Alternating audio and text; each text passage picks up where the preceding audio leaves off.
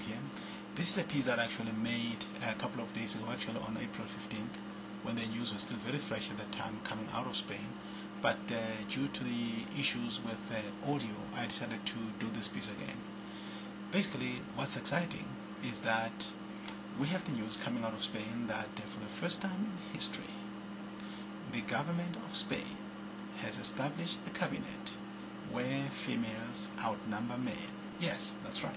A new government in Spain under the capable Prime Minister, José Luis Rodriguez Zapatero. We now have a cabinet for the first time in history where females outnumber men. This is a very exciting development coming out of Spain.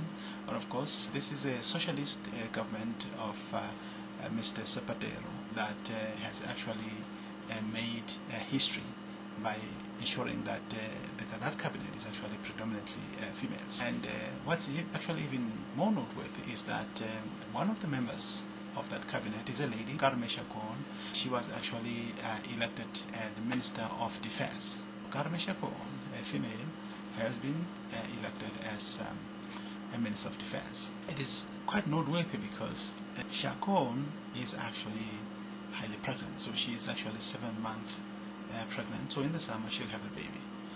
And she's actually pacifist, so she's really what we would call a non-military material, and there she is. She's a Minister of Defense. And of course, needless to say that there are others out there crying foul that, you know, how can you have a non-military material leading the Department of Defense? Well, actually, I should point out that there are historical parallels here between Spain and South Africa. South Africa, of course, has been a leader in having more females in government than any other country. Now, back in 1999, Mr. Thabo Mbeki, the President of South Africa, elected Nozizwe Madlala Rutledge as the Deputy Minister of Defense. And Nozizwe, of course, she is a pacifist. She's married to Jeremy Rutledge, who is a Quaker. So they are pacifists. And also, Nozizwe, of course, she's a feminist, has been championing the cause of women's rights in South Africa for a very long time. And she was, of course, elected the Deputy Minister of Defense in that country back in 1999. And of course, at that time, the Ministry of Defense had never been associated with females, right? So South Africa was breaking new ground here by ensuring that there's actually, you know, a female in that department. So it is interesting, of course, because people thought that, well, you know, she's a non-military material, and how's she going to defend us in the event of a war, you know, that kind of situation.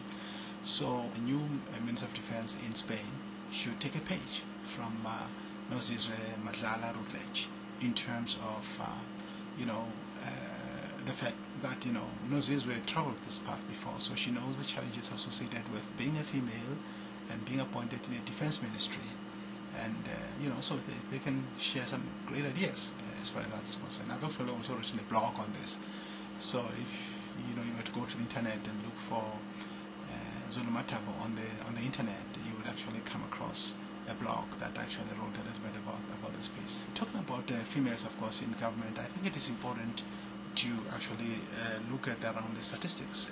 In terms of the statistics, well, first of all, we know that females are not many in government, even though they outnumber men around the world.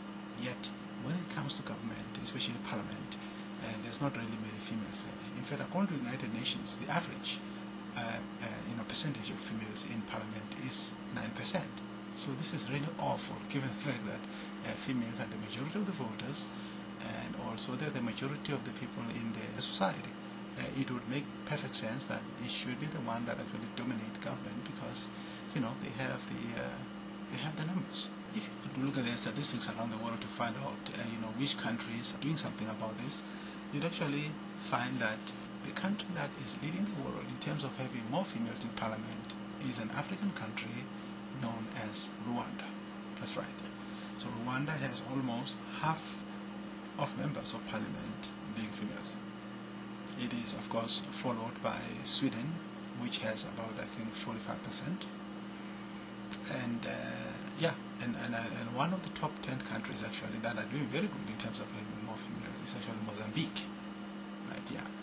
So you'll find that actually majority of countries that have more females in parliament are actually found on the African continent, particularly, of course, in Southern Africa.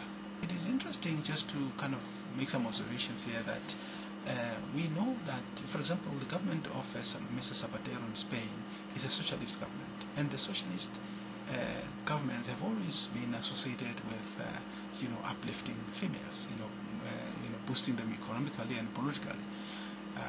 I'm talking here, for example, if you look at Eastern countries of Eastern Europe, the former USSR, Cuba, and so forth, these countries have always been in the forefront in terms of having more females, in government, in education, in science, in engineering, and so forth. I mean, I can remember that the former Soviet Union, according to feminist literature, more than half of the engineers were actually females, as opposed to the US, where the female engineers were less than 7%. And yet, of course, the US has got more money than Soviet Union, so go figure, right? Now, it is interesting though that with the advent of the capitalist rule in the Eastern Europe, the number of females in government, in parliament, dropped sharply. Today, Eastern Europe, they are amongst the lowest on the planet in terms of having more females. So it would then seem that actually there is a correlation here. If you have a communist rule, you'll have more females. Or if you have a socialist rule, for that matter, a socialist administration, you'll actually have more females participating in the government, in parliament, and so forth. And then if you have a capitalist rule, you'll actually have less females in government, and so forth. It seems that way, at least. Although I must say, in this case, the exception is South Africa, in the sense that in South Africa, they actually transformed the society from a sexist apartheid system where females represented less than 3% in parliament. And after, of course, 1994, that number just skyrocketed to over 25% in a very short time. We're talking just in a matter of few years, they actually had more females in South Africa participating in parliament and government. Okay. And so there's got to be reasons in terms of why South Africa is an exception in this case, whereas when we look around the world, we find that in countries that are actually capitalist societies, the females are more oppressed in those societies, and we go to socialist societies, females are actually more liberated, right? But you have exceptions, of course, of societies that are actually not socialist, and yet you have females that have more power. I think part of the reason has to do with the cultures of those societies, right? Like, for example, if you look at South Africa, they have their roots in traditional African societies, which are actually matrilineal societies, right? However, these matrilineal societies, of course, were either destroyed or supplanted by patriarchal systems, which were imposed by, let's say, Christianity, Islam, colonialism, Roman Empire, and so forth. However, many of these societies, the matrilineal practices actually survived. So the case in point being here in South Africa. Okay, so check this out and send your comments. It will be interesting to hear what people have to say.